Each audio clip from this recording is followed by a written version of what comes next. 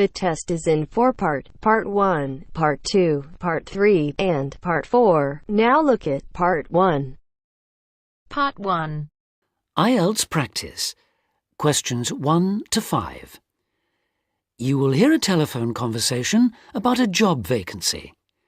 You should answer the questions as you listen because you will not hear the recording a second time. Listen carefully and answer questions 1 to 5.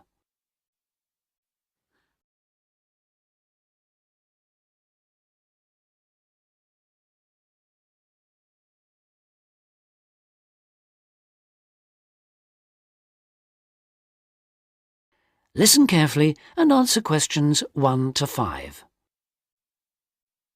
Hello, Top Job Employment Agency. Ellen Sykes speaking. How can I help you? Good morning. My name's Steve Collins and I'm calling about the call centre job advertised in today's paper. For an operative handling credit card inquiries? Yes, that's right. The wages and working conditions are all in the ad, so what I'd like to know now is what the work actually consists of. I should explain that I'm a student looking for a summer job, not long-term employment. That's okay. The people at Intercard say they've always found students to be honest, which of course is essential in this line of work, and they have the basic IT skills needed there. Apparently, there have been a few who didn't find it easy to get there on time in the morning, but in most cases their punctuality is as good as anybody else's. Anyway, about the work, and I know a bit about this because, as it happens, I've worked there myself. Really? Yes, for about a year. You'd find that most callers would be people wanting to check the balance on their cards, query payments made and so on. And from those who've had their card stolen? No, they ring another number for that, an emergency line. People also call that number if they lose their cards. And what are most callers like? I mean, what kind of people are they? All sorts, really. All ages, every kind of background. Though one definite trend is the change in the number of women. Nowadays, they make up around 55% of the total, whereas years ago, there used to be a majority of men calling. At one time, I heard, as many as 3/4 of all credit cards were actually held by men, but that must have been long before I was there. It's certainly different now. So to do this job, what sort of experience do I need? None, really. Have you got a credit card yourself? Yes, I have. Then you probably know quite a bit about them already. And as a student, you're obviously intelligent, which of course you need to be for the job. So after a day or so working with an experienced operative, I'm sure you'll have picked up enough to deal with routine inquiries, which of course most of them are. But there are bound to be questions I can't deal with, at least at first. What happens then? In that case, you can ask a supervisor. They're very helpful to new staff. I think I like the sound of this. What do I do next?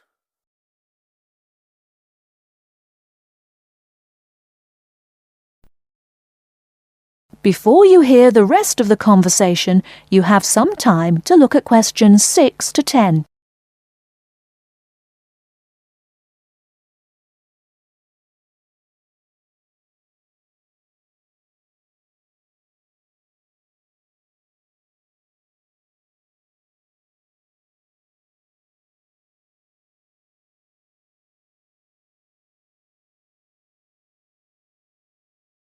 Now listen and answer questions 6 to 10.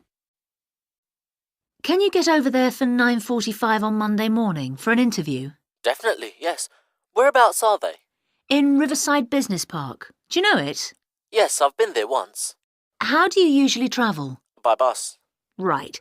So you take either the 136 or 137 to the bus station, and when you come out of there, you turn right. Along Orchard Road, that is. The road from the railway station? Yes, that's right. You go past the petrol station next to the car dealers, then carry on down the road. Do I take the first left at the main car park?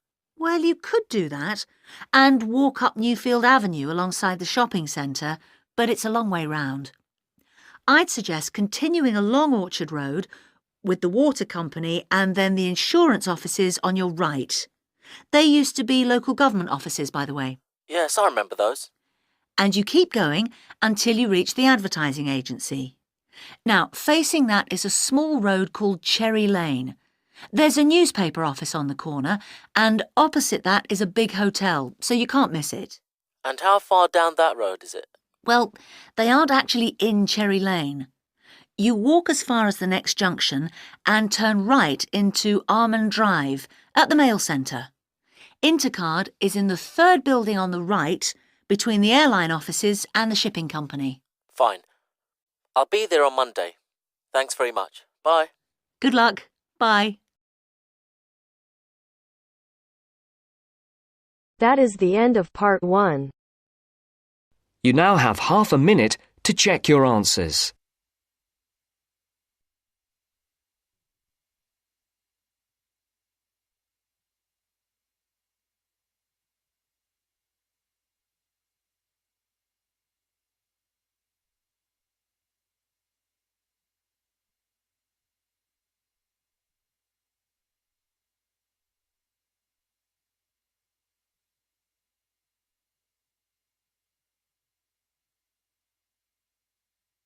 Now turns to part 2.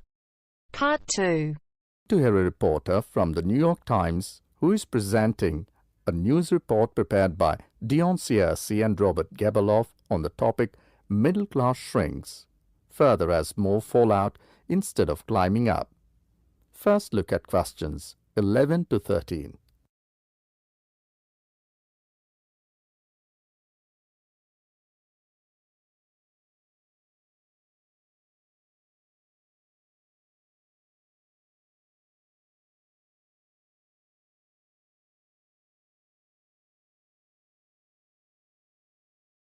Now listen to the recording and answer questions 11 to 13.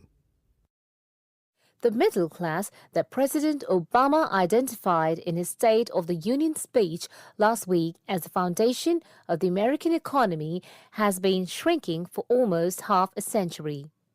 In the late 1960s, more than half of the households in the United States were squarely in the middle, earning, in today's dollars, $35,000 to $100,000 a year.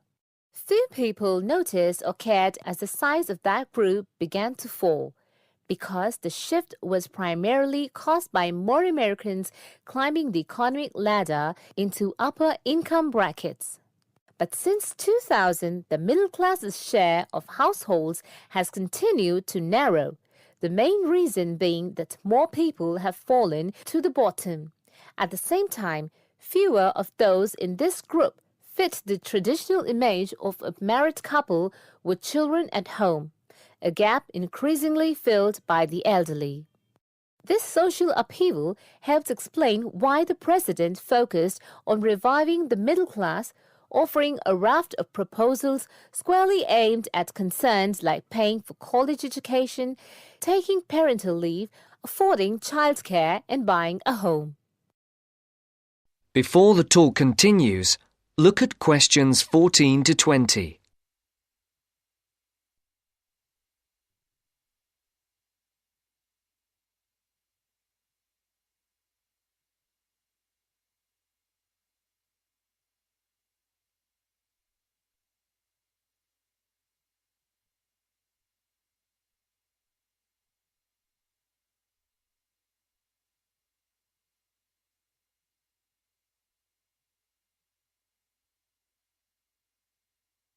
As you listen to the second part of the talk, answer the questions. Mr. Obama told Congress and the public. Still, regardless of their income, most Americans are identified as middle class. The term itself is so amorphous that politicians often cite the group in introducing proposals to engender wide appeal. The definition here starts at $35,000, which is about 50% higher than the official poverty level for a family of 4 and ends at the 6-figure mark. Although many Americans in households making more than $100,000 consider themselves middle class, particularly those living in expensive regions like the Northeast and Pacific Coast, they have substantially more money than most people. However, the lines are drawn. It is clear that millions are struggling to hang on to accoutrements that most experts consider essential to a middle-class life. I would consider middle class to be people who can live comfortably on what they earn, can pay their bills, can set aside something to save for retirement and for kids in college, and can have vacations and entertainment, said Christine L. Owens, Executive Director of the National Employment Law Project, a left learning research and advocacy group. That is the end of part 2. You now have half a minute to check your answers.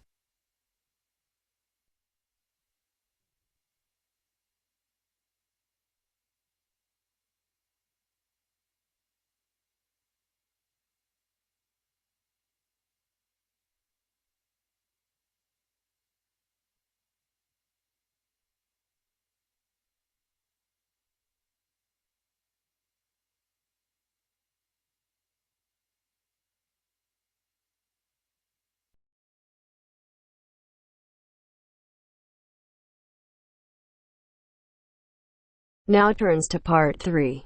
Part 3. You will hear a discussion among 3 students who are organising an international film festival at their college. First, you have some time to look at questions 21 to 24.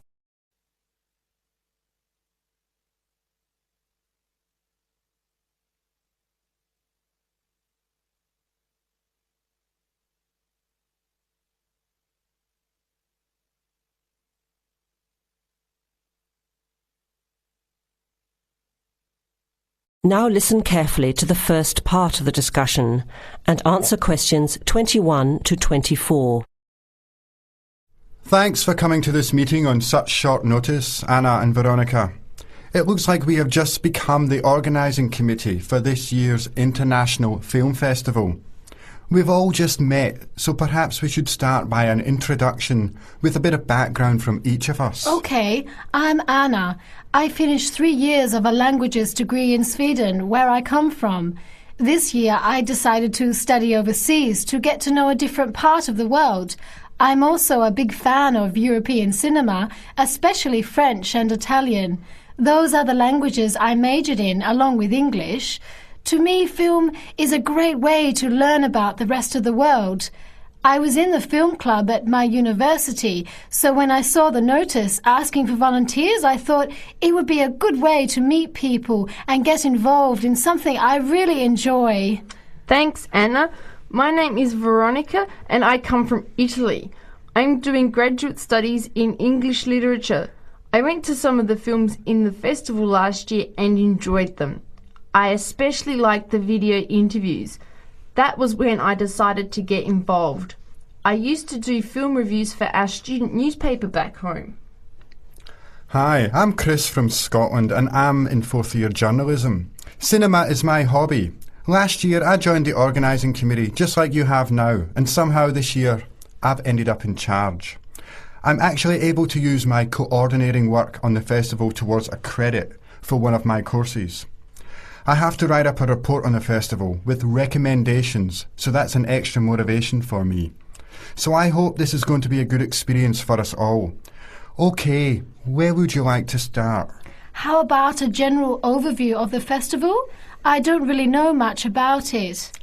Well, the film festival was started by International Student Society 5 years ago and has grown every year. It is held over 4 nights during study break, Wednesday to Saturday. Normally we show 3 films a night. Last year we tried to choose films from different parts of the world that fit together in some way, maybe a similar theme. Or we could feature a type of film like action films or science fiction. Now you have some time to look at questions 25 to 30.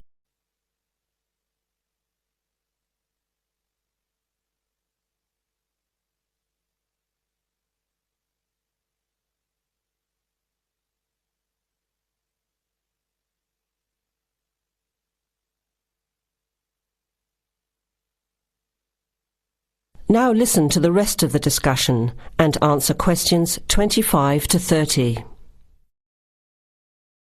Who picks the films? It's up to us on the committee to decide. You mean we get to pick all the films ourselves? What a hard decision. There are so many to choose from. Well, that's the fun part. We have this catalogue of independent distributors. The films are listed by language and have a short summary. We just have to go through it to find a good combination of films that will attract an audience. Veronica mentioned something about interviews. How does that fit in? We set up cameras in the foyer of the theatre and did live interviews before, during intermission and after the screening. Anyone from the audience could come up and talk about the film. The Broadcasting and Journalism School set it up and ran the interviews. They were shown on big screens around the lobby and in the theatre. It went over really well. We had a long lineup of students waiting to be interviewed on TV. Everybody wanted their minute of fame. Great idea. Yeah, it worked really well. We should certainly do something similar again. Maybe even develop the idea further, like a website with audience reviews and discussion, so we can get as much participation and involvement as possible. Hey, that's a good idea. Can I ask a question? None of the films are in English, right? Are they dubbed or subtitled?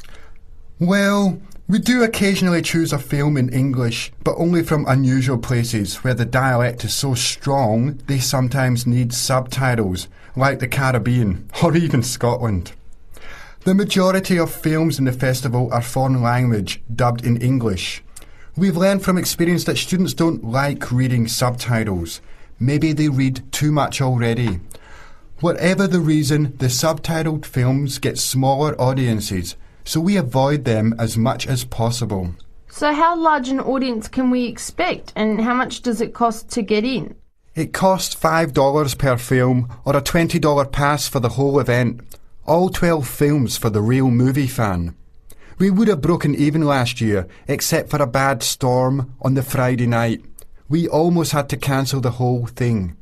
But overall, we had a good turnout, more than 2,000 people in 4 days. Oh, that's what I was wondering about, the financial part. Where does the funding come from? What kind of budget do we have? The festival is subsidised by the Student Council. We generate money through advertising and through admission charges. We'll go over the budget in details a little later, but we've got lots of work to do in the meantime. I guess we have to start pretty soon. Well, I think by the 1st of March at the latest. We need to select all the films. Then we have to find some advertisers to sponsor the event. That shouldn't be too hard. We'll just start with last year's list. Our deadline for that should be the middle of March. By the end of March, we need to design the programme. Then we can get posters made up and distributed in April. Like you said, we need some clever promotion, something to generate interest and get people talking. We have 4 months to get ready. It should be enough time. OK, where do we start? Let's start by talking about films, since that is the best part, and see what we come up with. What was the best film you saw last year? That is the end of part 3. You now have half a minute to check your answers.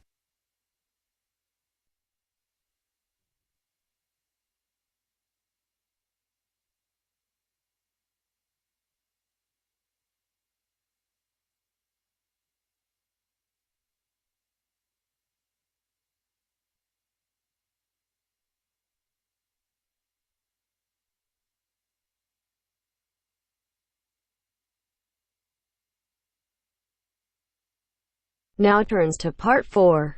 Part 4. You are going to hear a dialogue between two students talking about how Parliament makes new laws. As you listen, complete the notes below. First, you have some time to look at questions 31 to 40.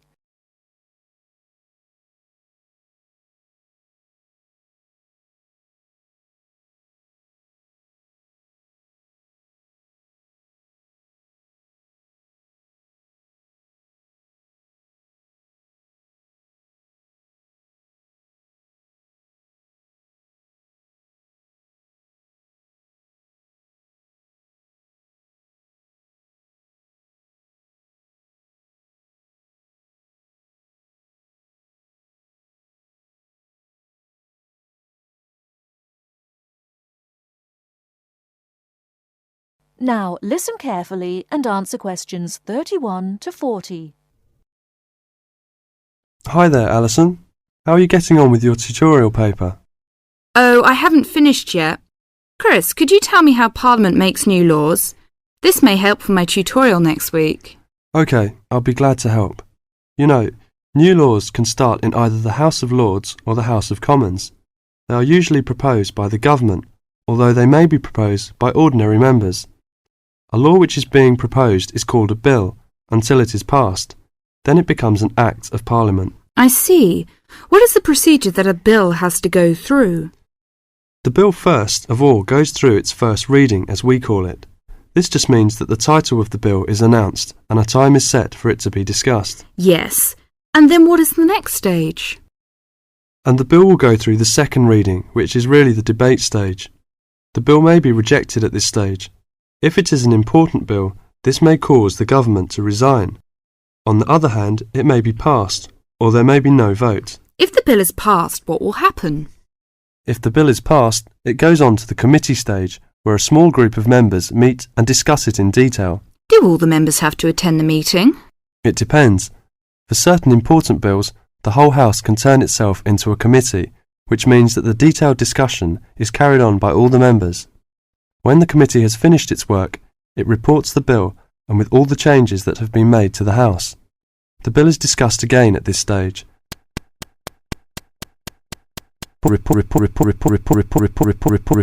Parliament.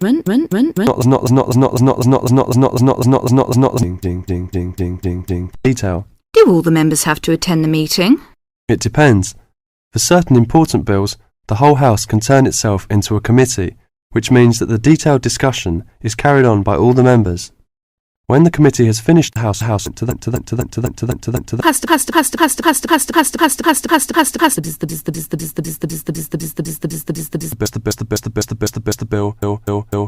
bill may not become law until the royal assent has been given, but this does not mean that the Queen decides on what will become law and what will not.